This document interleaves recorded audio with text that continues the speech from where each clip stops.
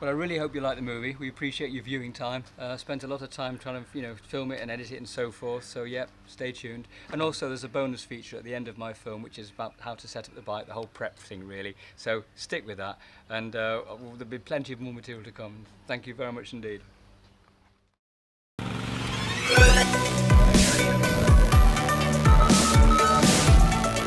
Not on holiday, no.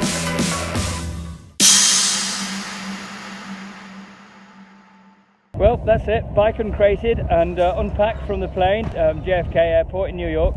And yeah, I guess the journey started. Right, cool. Yeah, it's really exciting. A bit cold. You want to see some cool stuff?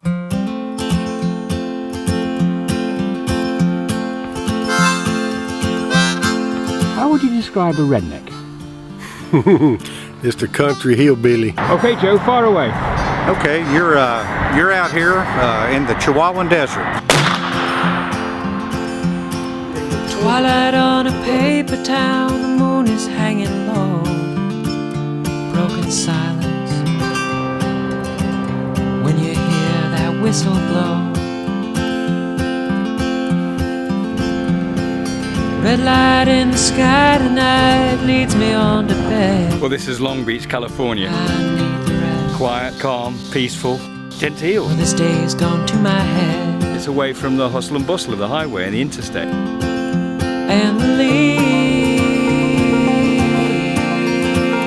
turn to Wind, of which we have a lot of, produces quite a bit of electronic noise. where the Static fields are generated from the motion of molecules across the surface. I like living in the desert because I don't like a lot of people packed around me all the time and everything else. I like a little elbow room. A little Hell's Angel could tear that thing down and put it all the way back together in an hour and a half, These guys today, they can't do any of that, But I've got my own can of chili, which I'm going to cook shortly. So I'm camping on the outskirts of Death Valley.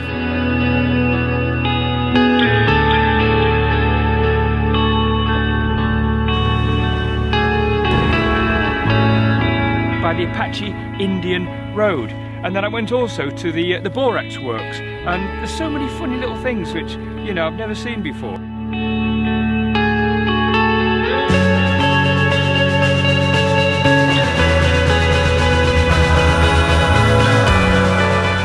Nick Sanders says, yeah!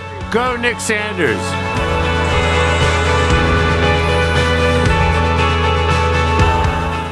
That's the Pacific Ocean, and it stretches right out there for a very long way, and Australia and New Zealand, and that's the only thing separating me from there, and that's where I'm going to end up soon.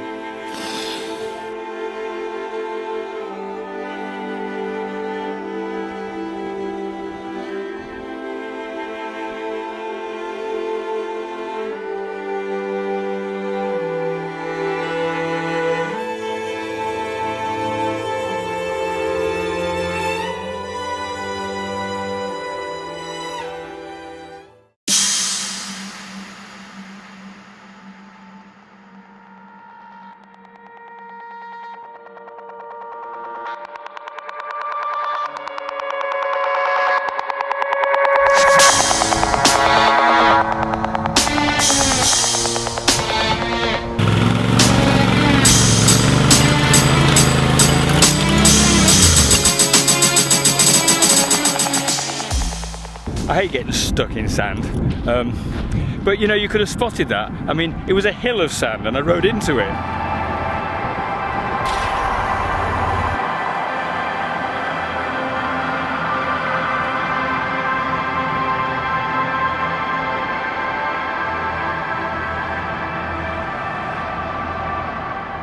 It's a light enough bike for a little bloke like me to be able to sort out, so it's good to know that if you get stuck in sand, you can get out of it.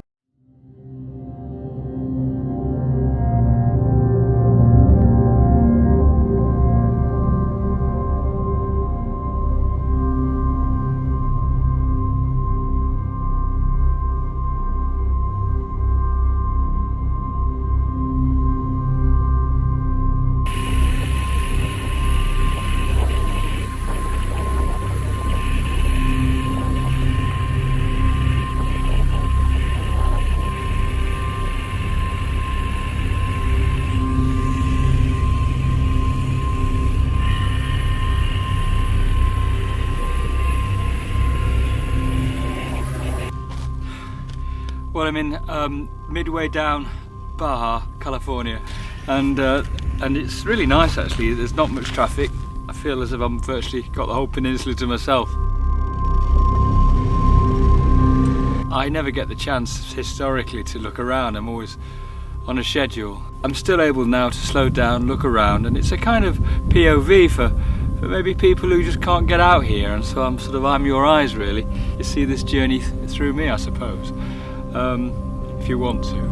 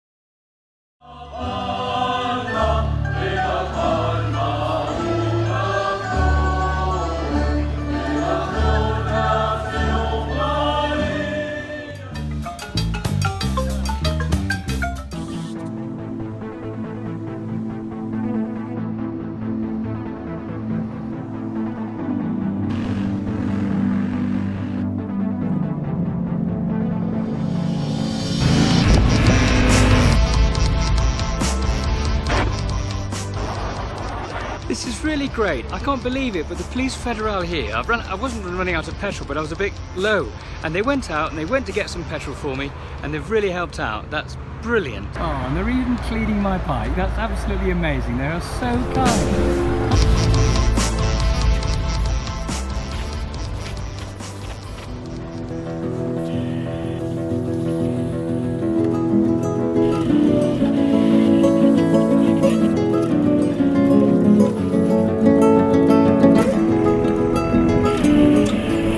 Well, I'm at the El Salvadorian border, just across the river bridge from Guatemala, and it's so tranquil, it's unbelievable. Everybody here is so incredibly friendly and tranquilo. It's absolutely beautiful. I can't believe it. It's one of the nicest border posts I've ever come across. It's really nice. It's refreshing to see. In fact, the whole of Central America has just been absolutely delightful, to be perfectly honest. It's a very pleasant surprise when you see parts of the world that actually improved and is seriously friendly and cool. There we are. Carlo Brerara is the head of customs at the El Salvador-Guatemalan border, just over the river, and it's one of the prettiest, most beautiful little frontier posts I've ever had the pleasure to come across. So he's going to tell us to hundreds of thousands of people, or maybe at least 40 or 50, what he thinks about El Salvador.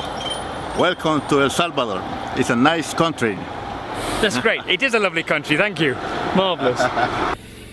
Well, I'm at the Honduran border and it's gone very easily. Bienvenido a Honduras. Bienvenidos a Honduras. Bienvenido a Honduras. Yep, so we just get on through Honduras and then... Honduras, firmes y adelante! Then probably crack into... whatever. My recollections of crossing borders in Central America were much harsher than this. It seemed harder then. Show me your money. Show me your money. Let's see your money. Show me your money. Show me your money. Show me your money. Yeah. Show me your money. Show me your money. Yeah. So this is the money, yeah? This is the money you make. Show the money. Oh my God. Oh my God. Oh, look at all that money. There we are. Look at all there we are.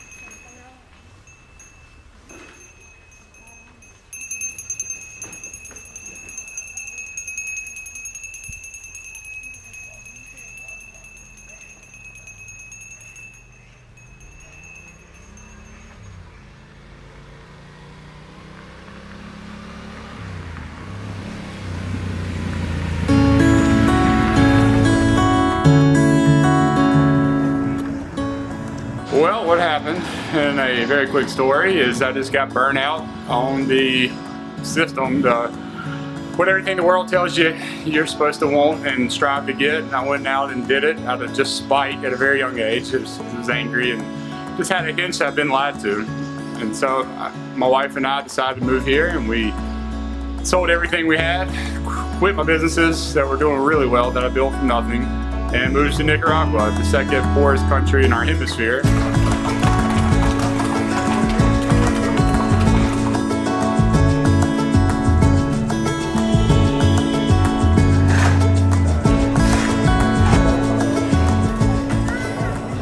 And strictly for one reason, and that's the quality of life. That's why we moved here.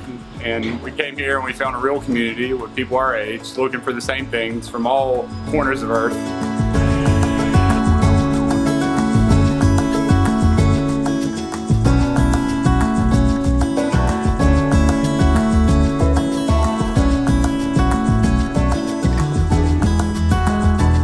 And yeah, man, I'm never going back. We just had a baby and never been in a better, peaceful state of life since moving to Nicaragua.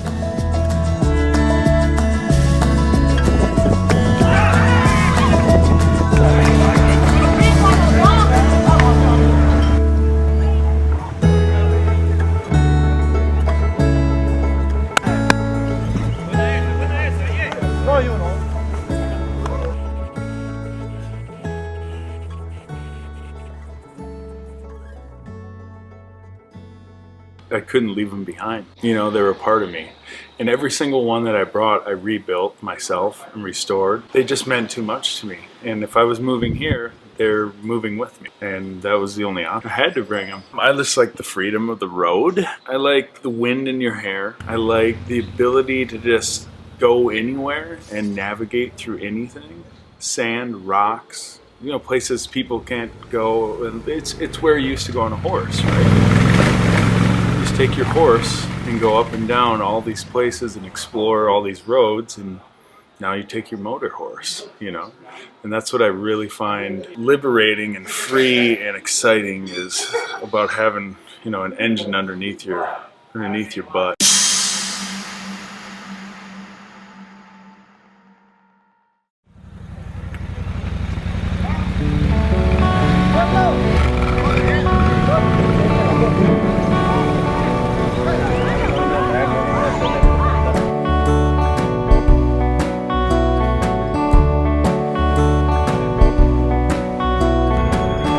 Push me out to sea, baby.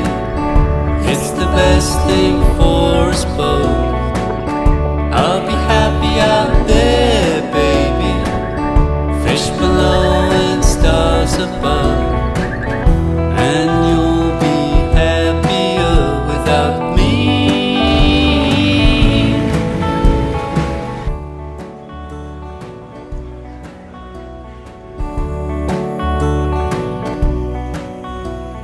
And I think as a traveller we're allowed our moments of reflection.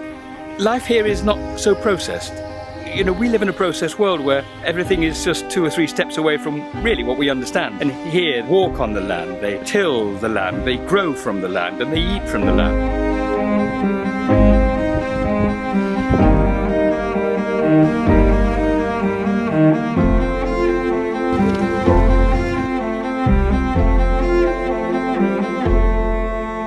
And they're so connected to the land, it gives them this wonderful feeling of being connected with the earth. And I know it sounds a little bit alternative, but they're really happy and they think they're living in paradise.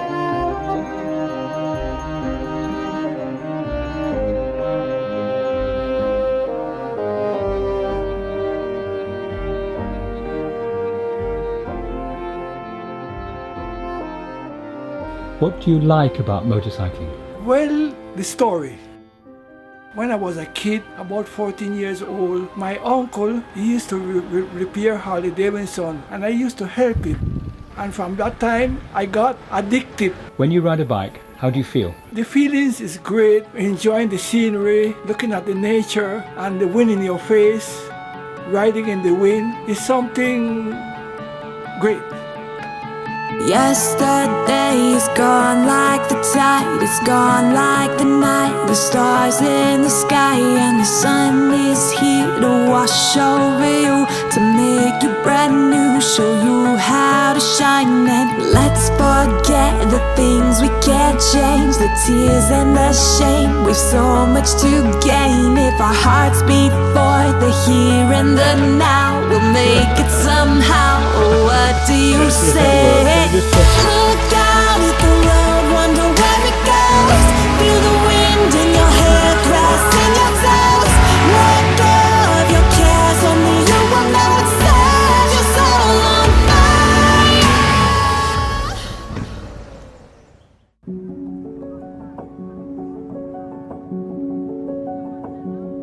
It's an incredible life. There's a lot of advantages. You get to see the world. You become a more well-rounded person, more educated, more plugged into what's going on the planet. You meet great people. You learn a lot about motorcycles and travel. But the downside, when you come back, you feel a little bit dislocated, and it's oftentimes very hard to reintegrate into society. Oftentimes you come back and you don't have as much resources. You've spent all your money because it can be a very expensive endeavor. Things have changed when you get back, but the really interesting thing that sometimes is hard for people is the changes that they go through themselves. Well, you just feel very different. Obviously, somebody couldn't expect to feel the same if they've lived their life in a small town, for example, in England, and then they've all of a sudden crossed 4 or 5 continents over a span of a couple years, and they come back. I wouldn't expect that person to feel the same about anything. Relationships grow distant and estranged. I think that's probably another downside to it. How could anybody realistically expect to maintain a normal relationships with all of the people around them in their life when they leave? People that get on with their life and they change and they move, and the world is evolving constantly.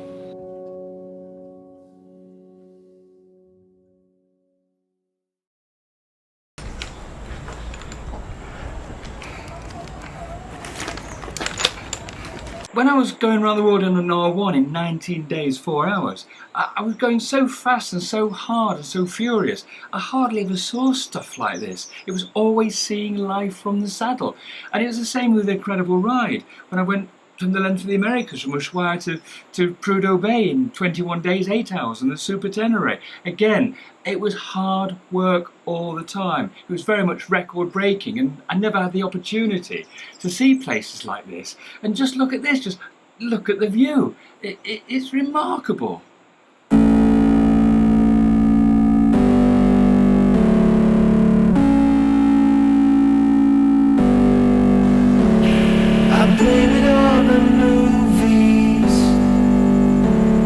Sense of urgency to seek out great adventure will be the death of me.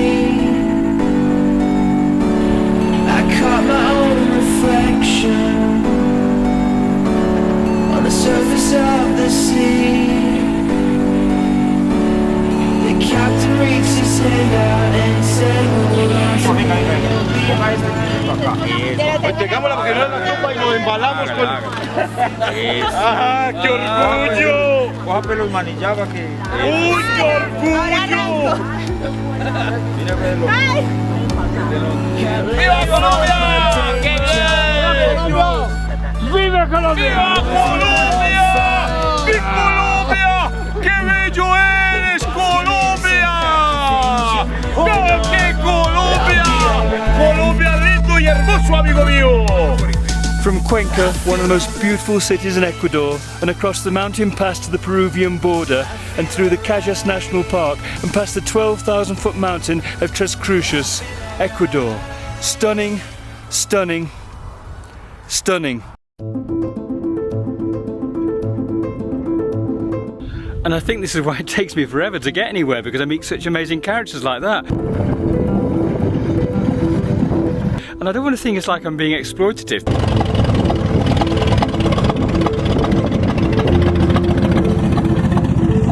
You know, he knows I'm taking his photograph and I'm filming him, and he loves the idea of showing off his old Chevrolet. but he's got such an open heart. There's no cynicism. It's just, yeah, this is part of my life, and let's show people what I do. And I think that's really amazing, and that makes my day. And this is what this trip is all about. Oh. Just capturing a few moments, you know, from other people's lives, not just my own, and passing it on.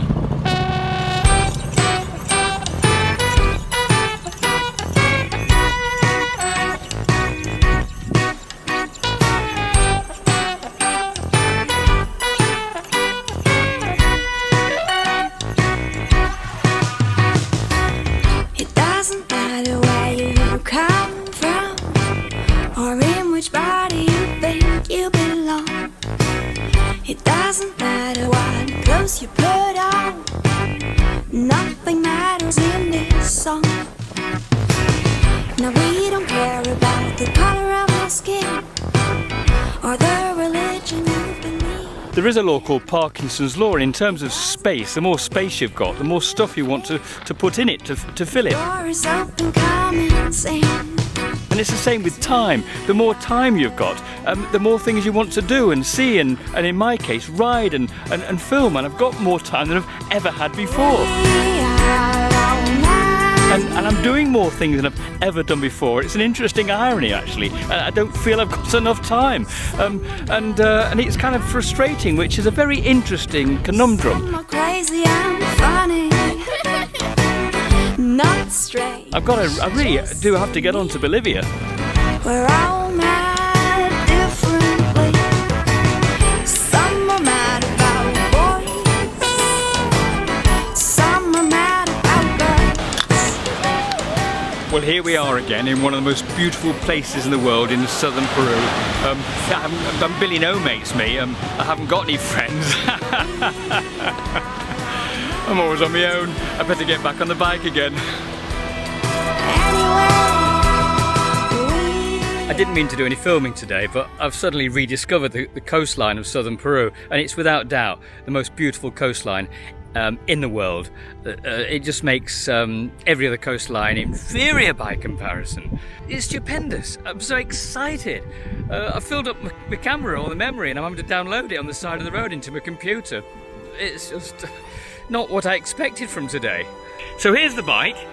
The camera's shielded with my t-shirt whilst the computer's downloading all my memory from my camera so I can carry on shooting, because there's a great shot there which I want to get. And if you walk to the edge of the road here, oh my god, I've got vertigo. It's not too bad. And I go over to the edge and then you can see what it is.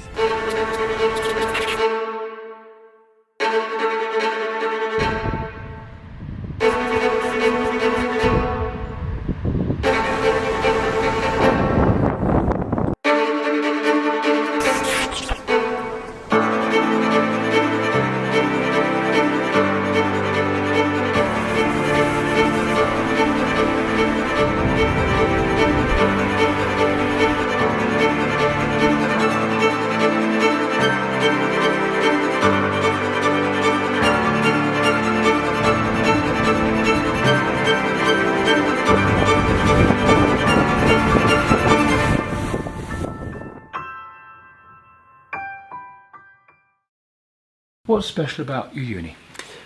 Uyuni has energy. Energy here, like I say, comes from the lithium underneath the salar and the volcanic rocks in the mountains and the minerals and everything.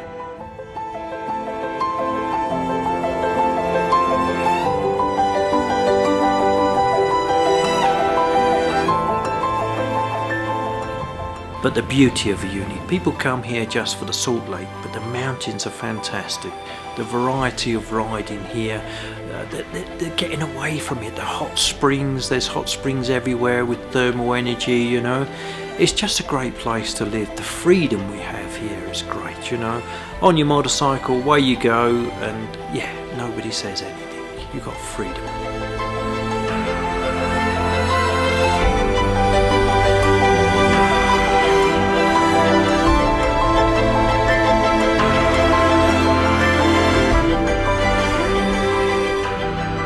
And opening your eyes, you know, if people can come here and open their eyes, be more aware of what's going on around them, you know. And I think motorcycling does that, because when you're on a motorcycle you stop thinking about all your problems back at home. You're in awe of the Salar. The Salar is a great place. When you're out there, nobody else there, just you and me on a motorcycle in 12,000 square kilometers of Salt Lake. Fantastic place, you know.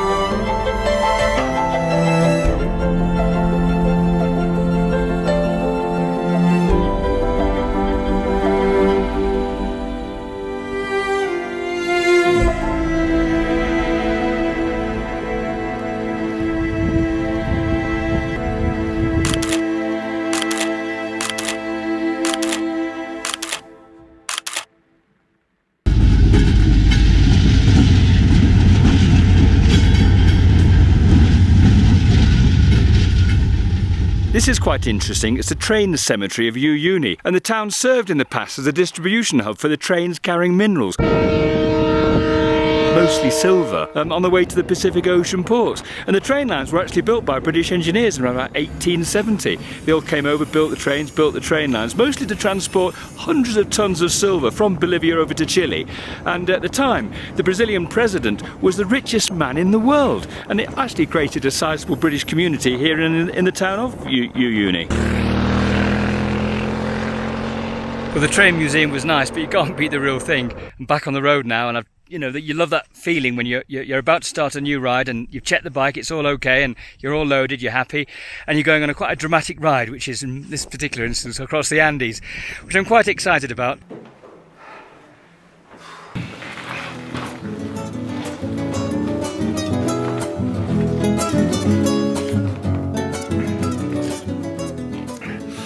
You know, watching someone eat soup isn't very exciting, really.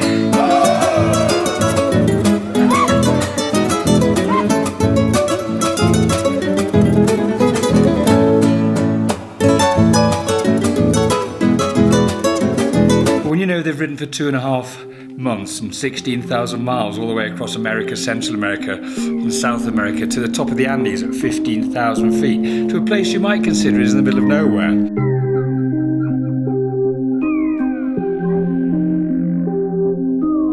I suppose it's got a slightly different cachet. Yeah, a bit of llama. Nice.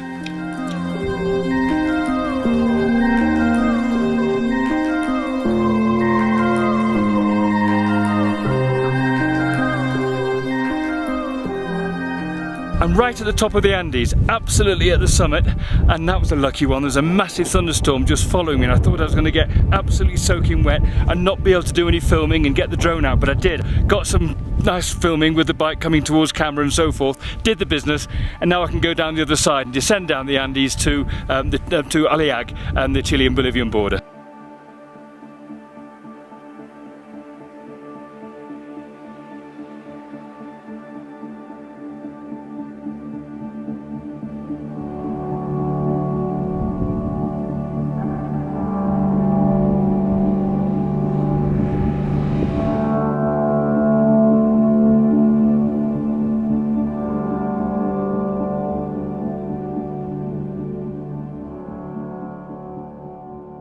Well, I'm at the Bolivian border now, and that was the fastest checkout that I've ever had in the world. It took about 10 seconds. Honestly, it's been brilliant. Bolivia's been brilliant. Viva Bolivia. Fantastic. Now on to Chile. Well, this is my room for the night, a little dormitory room in Aliag, which is lovely. It's very basic, but it's fine. It's a roof over my head. I'm knackered. Sometimes you've just got to stop and just look around at this beautiful world. We're so lucky as motorcyclists because we can explore it as travellers in such a different way. We can stop wherever we want and just have a look around. A day in the life of riding a Yamaha Tenere 700, or is it a life in the day because you're packing so much riding this beautiful bike? I'm still on the Alto Plano.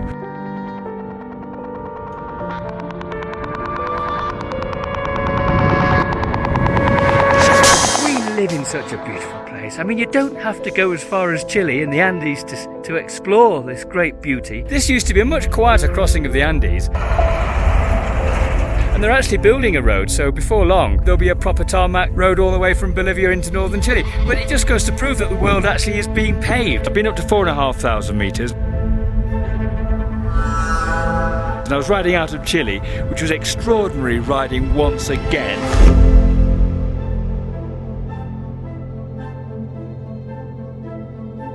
You can do it in where you live, and very local to where you ride. You think you had the best riding day of your life, and then you have another riding day which is even better.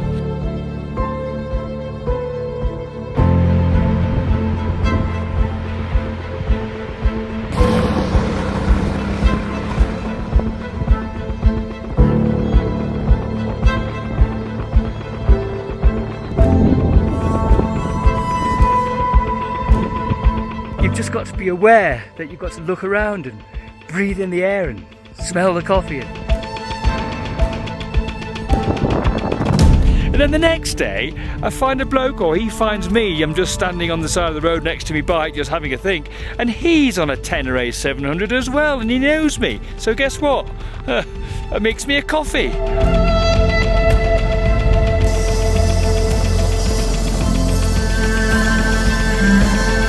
And so that evening I found somewhere to camp slightly out of the way, and it was really nice, but it took me ages to cook my tea because I couldn't find any firewood.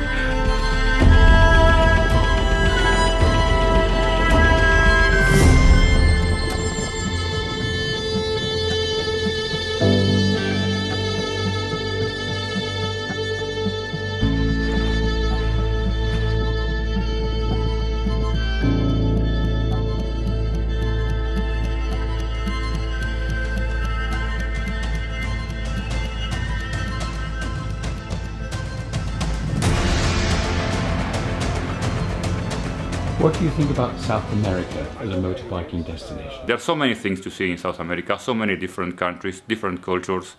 You go from Bolivia to Argentina and it's a completely different world.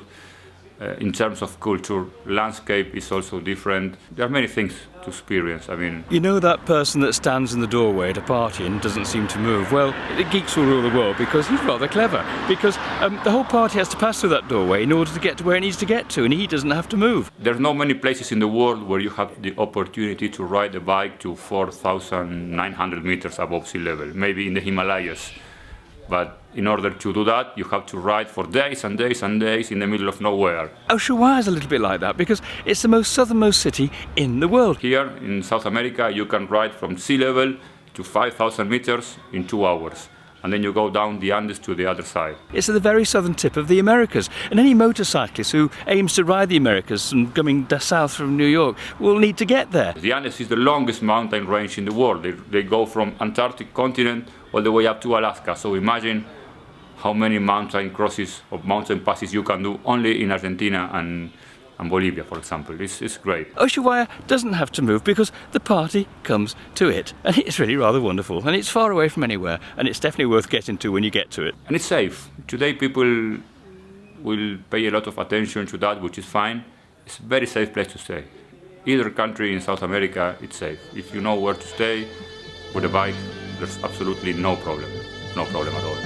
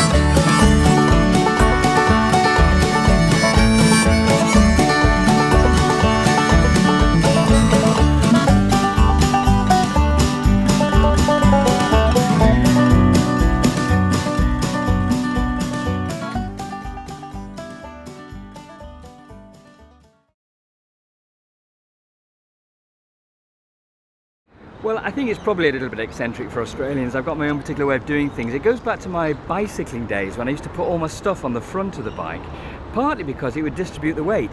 This doesn't apply with a motorbike, obviously, but I'd have the weight of my saddlebags in the front, it would spread the weight, and everything otherwise is always on the back with me, my weight, and, you know, and all my luggage. Plus I can see everything, so, you know, nothing's going to get nicked or fall off. Now, on a motorbike it's a little bit different. Certainly I want a low gravity situation, a low centre of gravity, and that applies, I think, to any, whether it's me or Australian riders. You know, we pack low. I didn't want panniers. Panniers are pretty, you know, bit passé for me. I think if you can fall off on dirt and you come off and you could break a leg. I think that's common knowledge now with rear panniers. So I didn't want that. I do pack lightly, so I thought, well, I could pack it on the front crash bars, you know, and it seems to work for me. I've got my sleeping bag and I've got my Tenere suit, which is a double skin suit, and I'm not always going to need the outside skin, obviously, because it's not very cold and it's not raining, so that goes on the front as well.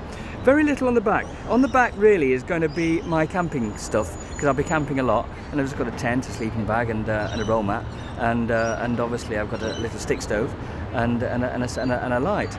A few spare clothes which I might chuck because I don't need them, it's warm. Gosh, I mean, honestly, what I can see here, I like my tank bag. Tank bags work very well for me. And I've got all my camera gear in here because that's where it's most, I think, most easily accessible, I suppose, because I'm filming 4 hours, you know, each day, on and off filming, getting the tripod normally would be just on here, and it's just literally a quick release strap, get the tripod up, put the camera on film, crack on with what I need to do, and then get back on the bike again. Looking around, really, yeah, that's it. On this side I've got my tools in this side of the bike, and I've got my lock, which is quite a heavy lock, but that doesn't impair my riding or compromise my steering in any way. It's on the crash bars. Yeah, not everyone's cup of tea the way I pack, obviously, but it suits me. And at the end of the day, I've got here quite happily. I know where everything is. I can get to it quickly. Very little weight. I can scoot through traffic because all my gear at the front is definitely within the width of my handlebars. Sat nav situation here, fine, obvious, good place for that. Works very well. What else to say, really? You know, I suppose if I had a spare set of tyres, which I might take with me, I could put them. I'm not quite sure where they go actually now. Oh, maybe go. They could actually go around the front, and I could actually feed them round the top of my, you know, around the top of my luggage. The more you take, the greater the chance of losing something, and the longer it takes to pack in the morning. You know how long it takes to pack in the morning? Probably an hour if you're not careful. That's a whole day per week, if you think about it. Well, the backpack is my camping gear, so I've got a tent. I've got obviously my sleeping bags at the front, but in the backpack I've got a tent, I've got a roll mat, I've got a light, I've got a little stick stove, which is, you know, it's just flat packed, and you open it out and you put your little sticks in, and it's this big, and it cooks a meal. It's extraordinary, and it just uses dry sticks, twigs, very small things. What else in there? Yeah, a couple of tie levers, and that's about it really. That's my camping situation. So the front end, what we've got here now. I've got my drone here, which is quite interesting, but what I tend to do, I tend to cover it up a little bit because it makes it look a little bit untidy. You know, look, we're fairly rich guys, whether we like it or not, just being on a bike like this and going on a journey like this. We might not feel we're rich back home, paying our mortgage and our bills and stuff, but relative to most people in the world and the countries we pass through, we are, like it or not. So I don't want to display too much of my my wealth, if you like, or my tools of my trade to everybody.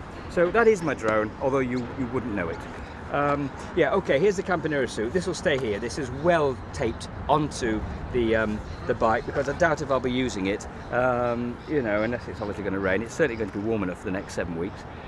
Clearly we've got my sleeping bag, that's there, and obviously I'll need my Yamaha lube, so that's there. All accessible, that's the point, really. Easy to get to. Yep.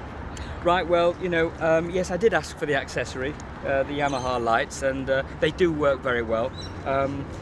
I just think you know, I have done a lot of night riding, not intentionally, but the point is you sometimes get caught out and you just have to get on with it. You can't have enough lights. You don't want to have lights such that they blind the oncoming driver. You know, that's counterproductive, clearly. but you certainly need enough to be able to see what you're seeing in the countries that I've passed through. You've got pothole roads, you've got uneven surfaces, and you're in an unfamiliar environment. You need light. Okay. Yeah, optional extra centre stand. I think it's essential, really. I don't use it to park particularly. The side stand is very adequate for that. But having said that, with a side stand, remember if you're a little chap or whatever, you're going to have a lower link situation put into your bike, and then the side stand is slightly compromised because the bike's still 25 mil lower. So you've got to be careful where you park. Park on an incline, that kind of thing. But that apart from that, with the main stand here, the centre stand is great for punctures, wheels and so forth. Oil in the chain, essential, makes it so much easier. Bit difficult to get up when you've got a lowered bike. It really is a bit of a push. You need a bit of help, I think. But essential piece of equipment, absolutely. Okay. Well, I'm a slight guy really in some ways, about 73 or 4 kilos. So, and I think my total weight of everything here is, no more than 10 or 15 kilos, to be perfectly honest. So there you go, that gives you an idea. I'm using normal production suspension. We haven't needed to alter it in any way. And if you're a heavier guy, then maybe you might want to look into it. But no, up to about 80, 90 kilos. Factory settings are fine for me. What you've got here is the Yamaha crash bar. It's all underneath my crap here. And that's essential, obviously, because it does protect the bike. But you know what also protects the bike when you think about it? A bit of a double whammy in a good way. Is all my stuff is on here, and if I have a tumble, it's got a soft landing. So, well, that's my view anyway. And I have fallen off, and it does work. Ready when you are? Yep. I'm ready. Right. Okay, so navigation. Navigation, I do a combination of sat-nav and maps. I don't just rely on the sat-nav. That takes us strange places. We've all been down that particular rabbit hole. But having said that, I've got a TomTom here, but it's essential. I've been across Russia several times, and when they've got the Cyrillic language and they don't speak English at all, and you just can't read where you're going, how do you find your way around? It's very, very difficult. I lost my sat-nav halfway across Russia. I was stuffed. I couldn't find a hotel in city centres, so I had to stay on the road, and there we are. But you know what sat-navs are. They work. They're great. Love it. Having said that, I find the difference between a sat-nav and a map is a little bit like in London, riding the tube, where you do go around it very efficiently, but you don't know where you're going, and that's a sat-nav. But if you go on a bus, whilst you're going around London, you geographically are aware of the sights and so forth, so you've got a much greater spatial awareness of where you are, and that's the map. So by doing a combination of the two, I've got a very good feeling about where I am, where I'm going, and the kind of terrain I'm likely to encounter. And sort of when I'm going to go off-road, for example, and hit the dirt, the maps are absolutely essential and give me an overview, which is, it just gives me a sense of, I know where I'm going. Is this another kind of Nickism, one of Nick's eccentric needs? The lock? No, it's not. I've always had a lock, and you know what? I've never had a bike stolen, and I've always had the same lock manufacturer. Look, it's like I said before, it's all very well having all the fancy pants gadgets and gizmos on your bike, but if your bike's not there in the morning, nothing's any use, is it? It's an early bath. So get a solid lock. Attach it to something that doesn't move, and you know what? This takes about, 5 rotary blades before it could possibly get through, and that requires a van, and that requires all sorts of situations. It's not going to get nicked. You're going to see that in the morning if you've got a lock like this. Well, again, I keep my flip-flops because they're so simple, but you know what this does? It kind of slightly deflects people's attention from the fact that I'm on a, rich bike, wearing nice clothing and so forth. I'm a traveller, I'm an adventurer, a little bit rough and ready. It sort of gives the impression that you're a road warrior on the road, and you're kind of one of them a little bit. There's a relatable value to things like this. Here's my roll mat, and obviously here is my tripod. Essential piece of kit if you're going to record your journey. And let's face it, you are the hero in your own road movie. And my advice to you is, if you do handheld stuff, that's great, but get a tripod. It makes life a lot better when you look back at yourself when you get back to your living room and you've done your amazing journey. Right. So the bike's been fettled by Yamaha. We put brake pads in. We've not looked at the clutch, that's not needed. We've not done any valve clearances. Overall, the bike's in extremely good shape considering what it's done, which is about 35,000 kilometres so far, another 70,000 to go. What did we do? Chain and sprockets were fine. The chain and sprockets were absolutely in great shape. I put a new chain on in Ushuaia, so we're pretty good for that. So yeah, what am I looking for whilst I'm going around Australia? Well, that's difficult. I don't have huge knowledge, so it's quite nice to find out and to learn and you know, ostensibly to meet people out there and interview them and so forth. I've got a few contacts. I'm going to meet a few other filmmakers out there over in Perth, and I've got some interesting photographers to meet. I'm looking forward to going up the West Coast and right up to the Northern Territories. You've got a massive transition of culture and society. When you get up there, it's, you know, quite different to Sydney life and so forth, and cafe society down here in the south. So that's going to be fascinating. And just being on the bike and being with myself and being in my helmet and with my own thoughts in these interesting times, that I'm looking forward to that too.